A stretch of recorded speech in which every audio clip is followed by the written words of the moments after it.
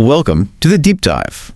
Today, we're taking a bit of a different turn, stepping into, well, the shadows, really. We're looking at a collection of genuinely chilling, true accounts. And these aren't just, campfire tales. These are personal stories from people who encountered something that just completely shook them, left them with questions, and frankly, a lot of fear. So we've gathered these unsettling experiences, and our mission today is basically to unpack them. We want to pull out the really gripping details, those moments of pure terror, and the weird coincidences or just plain strangeness that make them stick with you. So get ready. These are the kind of stories that might linger a bit after we finish. Okay, so our first account. This one takes us to a pretty isolated farmhouse. It's about a man, a welder, getting on in years. He lived alone with his dog, Bosley, after his wife, Maria, had passed away. And this story isn't exactly a ghost story, not in the usual sense, but his home, this place of comfort, it slowly started to feel, well, really sinister. It began quite subtly, like these things often seem to. One evening, he's out walking Bosley, late walk. He glances up at Maria's old bedroom window, second floor. And just for a second, he swears he saw something move inside. Now, this room hadn't been touched in years. Locked up tight, he rushes inside, pretty angry, thinking maybe an intruder, but he checks everywhere, and nothing. Nothing's out of place. He felt a bit foolish afterwards, but, couldn't quite shake that feeling. Then, the very next night, his dog, Bosley, usually a calm dog, apparently only growls if there's a real reason, starts growling, a low growl, like he means it. And then the man hears it. Creaking sounds, clear as day, right above his own bedroom, coming from Maria's old room. So, okay, maybe it's just the house settling, right? Old farmhouse, he grabs a flashlight, goes up, checks again, and again, finds absolutely nothing. But that anger he felt the night before, that was definitely starting to turn into like this deep anxiety. I felt like someone or something was really there. Fast forward to the following night, the creepiness just keeps escalating. He comes downstairs, and the kitchen lights are on. And he knows he didn't leave them on, he's certain. So no more questioning it now. Someone is definitely getting into his house. He calls the police. They come out. They do a full search, top to bottom, find nothing. They kind of dismiss his fears, politely tell him to call if anything else happens. But he could tell they thought maybe he was just imagining things. But the worst was definitely still on its way. One night, he just can't sleep. This awful dread is keeping him awake. He decides, right, I'm checking Maria's room again. He opens the door and just freezes. Maria's clothes he'd carefully packed away after she died, they're thrown everywhere, all over the floor. This wasn't just random. Then he sees her. A woman, standing in the doorway, just staring at him. He couldn't see her face clearly, but he knew instantly she was way too short to be Maria. Just pure terror hits him. He actually lunges at her. She turns, bolts down the stairs, out the front door. He grabs Bosley, searches outside, but she's gone. Vanished. Yeah, what's really striking there is that slow burn, that deliberate chipping away at his sense of safety. You see this psychological escalation. It goes from maybe seeing something, maybe not, to undeniable physical proof of violation. And when you're home, especially a place tied up with grief and memory like his wife's room, becomes the source of this creeping, unseen threat, the mental toll is just enormous. It forces you into the state of constant high alert, right? Where the lines between what's real and what you might be imagining just start to get really blurry. That's a really good point. And for him, it didn't stop there. For months after that night, sleep was almost impossible. Every single creak, every noise outside, his heart would just pound. He actually started sleeping with his rifle right next to the bed, just trying to get some feeling of control back, Then, one night, he sees her again. Just a silhouette, standing out in the yard, looking straight at him through the living room window. He grabs the rifle, fired a couple of warning shots up into the air. She just fled into the darkness. He hasn't actually seen her since then, but he lives with this constant dread, this feeling she could just show up again anytime. His home was just never the same. Okay, let's shift gears. Our next story moves from that isolated farmhouse to something much more, mundane, seemingly. A late night drive. This account comes from someone whose job meant they drove a lot, late hours, for a catering service. One night, shift's over, they're hungry, they swing by a 247 McDonald's drive-thru just craving some fries. Totally normal, right? But what starts as a simple snack run gets weird. Fast. While they're waiting in the drive-thru line, they notice this car, an old, kind of beat-up Volkswagen, really dark tinted windows. And it's backed into a corner of the parking lot, which is otherwise completely empty. Now, the McDonald's lobby was closed, only drive-thru was open. So why would this car just be sitting there, backed in like that? It immediately felt off. Yeah. So they get their food, and they decide to drive to this nearby nature preserve. It's a spot they used to go to in high school. There's a nice lookout point. They pull into the gravel parking area there, totally deserted at this hour. And then headlights pull in right behind them. Their stomach just drops. It's the same Volkswagen, that went from McDonald's. That unease they felt earlier, now it's full-on dread. What are the odds? Seriously, had they actually been followed? They just sit there for a minute tense. Nothing happens. The initial fear starts to fade a bit, but that feeling that something's wrong, that stays. They don't want to leave, but they definitely don't want to be alone either. So they call a friend, Sebastian, who lives close by. He was up late working on a paper. Sebastian says, yeah, sure, he'll swing by. When Sebastian pulls into the lot, huge relief. They both get out, start walking up the path towards the lookout point. But before the parking lot's out of view, they glance back. The VW is still there. And then all four doors open at the same time. Four guys get out, and they just stand there. Yeah. Silently, looking at each other, not saying a word. It was just incredibly freaky. This story really highlights how quickly an ordinary situation can just pivot, become something sinister. That progression is chilling, isn't it? From noticing something a bit odd in the car to feeling maybe threatened, to then seeing clear, coordinated action that feels like a present danger. It makes you question your surroundings completely. Our safety often depends on things being predictable, and when that predictability is shattered by something ambiguous but persistent, it sets off major internal alarms. Yeah. Exactly. A huge alarm bell. So they nudge Sebastian, who sees it too, and immediately gets the creeps. They pick up the pace, walking faster up the path, trying to put some distance between them and that car.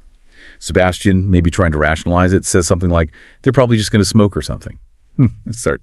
They get to the top, the lookout. Nice view of the city, kind of distracts them for a second. But as they're sitting there, eating their fries, talking, they hear voices, laughter, getting closer. Three men walk up to them. One's heavily tattooed, holding a blunt. They seem friendly at first, actually offer them a smoke. Our narrator and Sebastian decline. One of the other guys kind of scoffs, calls them pussies. Yeah. Now, maybe it was curiosity, maybe adrenaline, who knows, but our narrator blurts out, hey, what were you guys doing parked at McDonald's? The tattooed guy's friendly vibe just vanishes instantly. He and his friends just stare, cold, hard expressions. The silence feels like it lasts forever, and that's when it hits our narrator. There were four guys who got out of the car, not three. The realization one of them is missing sends this jolt of terror through them. They knew they had to get out of there, like now. Finally, the tattooed guy speaks. He pulls up his hoodie, and underneath a McDonald's uniform shirt, he says, just got off work, man. Come here every night to smoke with my buddies. Okay, so there's an explanation, right? But it still felt, in the narrator's words, terribly off. They could tell Sebastian felt it too. They both muttered something like, okay, well, we're going to head out. As they start walking back down the path, Sebastian suddenly grabs their arm, points into the trees off to the side, and there he is, the fourth guy, half hidden in the dark. He's holding something, they couldn't see what. But the second he realized they'd spotted him, he started moving towards the path. That was it. They didn't wait. They just ran, sprinting down that path, glancing back, seeing him and the other three now chasing them. Hearts absolutely hammering. They make it to their cars, jump in, slam the doors, and just floor it out of the preserve. Speeding away, they see the guys scrambling back towards the VW. Our narrator is way too scared to drive home, worried they might follow. They call Sebastian, meet me on your street. They think they got away clean, had a good head start, but they weren't taking any chances. Still shaking, Sebastian shows them his phone. He'd managed to sneak a picture of the guys back at the lookout.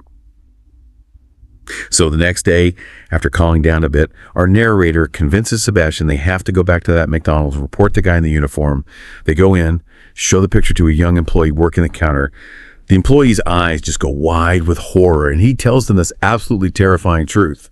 The main guy in the photo, the tattooed one, he'd been fired months ago, fired for harassing and stalking his ex-girlfriend who also worked there. He actually had a restraining order against him. He'd been breaking it, just camping out in that parking lot. The danger they were actually in finally hit them.